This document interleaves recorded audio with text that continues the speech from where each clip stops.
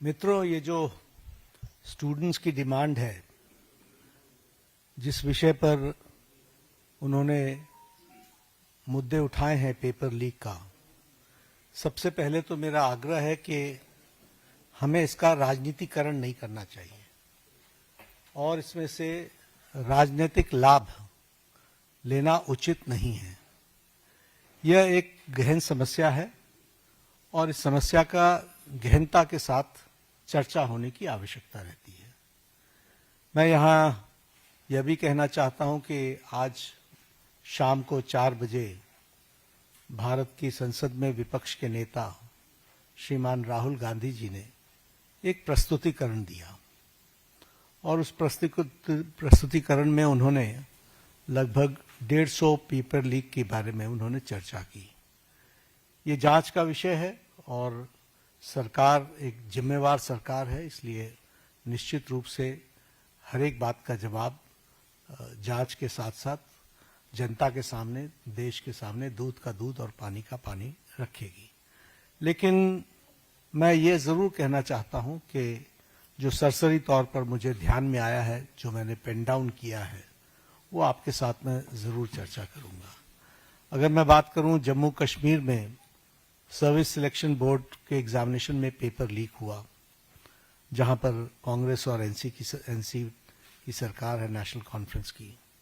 उसी तरीके से Himachal Pradesh school examination board में उसमें पेपर लीक हुआ, जहां कांग्रेस की सरकार है। उसी तरीके से झारखंड में JAC में हिंदी और साइंस के पेपर लीक हुए झारखंड, जहां पर कांग्रेस और झारखंड मुक्ति मोर्चा की सरकार है।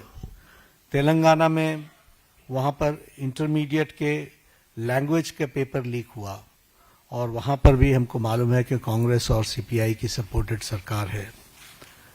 तेलंगाना में SSC में लैंग्वेज के पेपर लीक हुआ और वहां भी तेलंगाना में कांग्रेस पार्टी और CPI की सपोर्टेड सरकार है।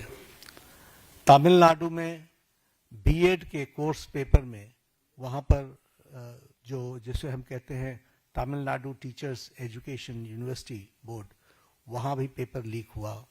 वहां भी उस समय विपक्ष की सरकार थी। वेस्ट बंगाल में पुलिस कांस्टेबल का रिक्रूटमेंट एग्जाम पेपर लीक हुआ, वहां उस समय TMC की सरकार थी। पंजाब में Punjab subordinate service selection board, इसमें ग्रुप B के एग्जामिनेशन में इसमें भी पेपर लीक हुआ और मैल प्रैक्टिसेस भी हुए हैं। उसी तरीके से केरला में स्टेट में PSC के 26 एग्जाम पेपर में इरेगुलरिटीज हुई हैं। कर्नाटक में जहां पर कांग्रेस की सरकार है, वहां भी प्रेपरेटरी बोर्ड एग्जाम में पेपर लीक हुआ, PUC के पेपर में लीक हुआ। तो इस तरीके से मेरे को तो ये कुछ नाम मैंने लिए हैं अभी। ये इसकी बहुत लंबी फेयर लिस्ट है जिसके बारे में हम चर्चा चाहेंगे कि जब चर्चा हो। लेकिन मैं पूछना चाहूंगा विपक्ष के नेता से, राहुल गांधी जी से, कि आप सिलेक्टिव क्यों हैं? Why are you so selective? आपने UPA की और UPA के सपोर्टेड सरकारों को, जिसे हम इंडी गठबंधन कहते हैं, इंडी अलायंस कहते हैं, उनकी गवर्नमेंट्स के बारे में आपने क्यों नहीं चर्चा की? क्यों आपने अपने आप को उससे अलग रखा? यह स्पष्ट बताता है कि आपका उद्देश्य छात्रों का हित नहीं है। आपका उद्देश्य एजुकेशन में बढ़ोतरी हो, एजुकेशन की क्वालिटी में बढ़ोतरी हो, स्टूडेंट्स को जस्टिस मिले, इसमें आपका इंटरेस्ट नहीं है। आप स्टूडेंट्स के विषयों को, डिमांड्स को लेकर के आप पॉलिटिकल माइलेज लेना चाहते हैं, राजनीतिक रोटियां सेकना चाहते हैं, जो कि दुर्भाग्यपूर्ण है।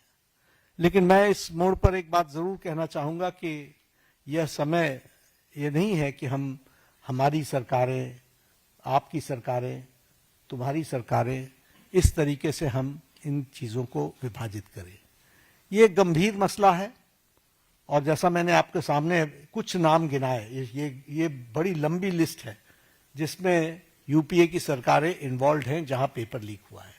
लेकिन हम आरोप प्रत्यारोप से बाहर निकल करके हमें इस पर चर्चा करनी चाहिए। और चर्चा करने का जो सबसे अच्छा माध्यम है वो है सदन, वो है पार्लियामेंट। और हम चर्चा के लिए तैयार हैं। गहन चर्चा हो, गहन चर्चा के माध्यम से इसकी बारीकियों में हम जाएं। What are the factors which are leading to for paper leak? Who are the people involved? And how the central government has responded? हमने किस तरीके से, जब हमारे ध्यान में कोई पेपर लीक आया है तो हमने किस तरीके से इसको एड्रेस किया है, और बाकी सरकारों को भी किस तरीके से इसमें एड्रेस करना चाहिए। क्या बिंदु हैं जिसके बारे में हमको गहराई से चिंतन करके उसका कोई रास्ता निकालना चाहिए, ताकि हमारे छात्रों के साथ जो करोड़ों में हैं उनके साथ अन्याय न हो। और भारतीय जनता पार्टी एनडीए इस मामले में मोदी जी के नेतृत्व में बहुत गंभीर है और बहुत गंभीरता से हमने इन विषयों को लिया है। और इसीलिए हमने चाहा है कि संसद में इसकी चर्चा हो। Short duration discussion, long duration discussion, business advisory committee में आप तय करो कितना समय आपने लेना है, 12 घंटे लेना है, 18 घंटे लेना है। राज्यसभा में मैं लीडर ऑफ द हाउस के नाते मैंने हमेशा इस बात को माना है कि जो विपक्ष जितने आवर्स तय करे, हम चर्चा के लिए तैयार हैं, सरकार चर्चा के लिए तैयार है। और विपक्ष को इस बात को ध्यान में लेकर के उसे गोल पोस्ट नहीं चेंज करना चाहिए। हम आरोप नहीं लगा रहे हैं, आरोप प्रत्यारोप नहीं होना चाहिए। हम इस समस्या का किस तरीके से निदान कर सकते हैं उसके बारे में हमको सोचना चाहिए।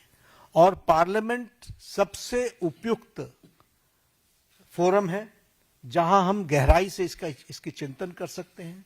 ड्यूरेशन विपक्ष तय करे और उसमें हर एक एस्पेक्ट्स के बारे में चर्चा हो, और हम कोई ठोस नीति लेकर के आए। क्योंकि बच्चे कोई हमारे हैं, आपके हैं, वो देश के भविष्य हैं, और देश के भविष्य की चिंता करना हमारी जिम्मेवारी है। और हमारी जिम्मेवारी में सरकार के साथ साथ विपक्ष की जिम्मेवारी भी है। इसलिए विपक्ष भी अपनी जिम्मेवारी को निभाए और हम सब साथ मिलकर इसका समाधान करें और कोई स्थायी समाधान की दिशा में हम आगे बढ़ें, ऐसा मैं निवेदन करना चाहता हूं। आज मेरी तरफ से इतना ही कहना है। मैं फिर आपको आश्वस्त करता हूं कि मोदी जी के नेतृत्व में चलने वाली सरकार जिम्मेवार सरकार, रिस्पॉन्सिबल गवर्नमेंट, रिस्पॉन्सिव गवर्नमेंट, ये हमेशा आतुर है कि सभी बातों की संसद में चर्चा होनी चाहिए, और हम चर्चा के लिए तैयार हैं।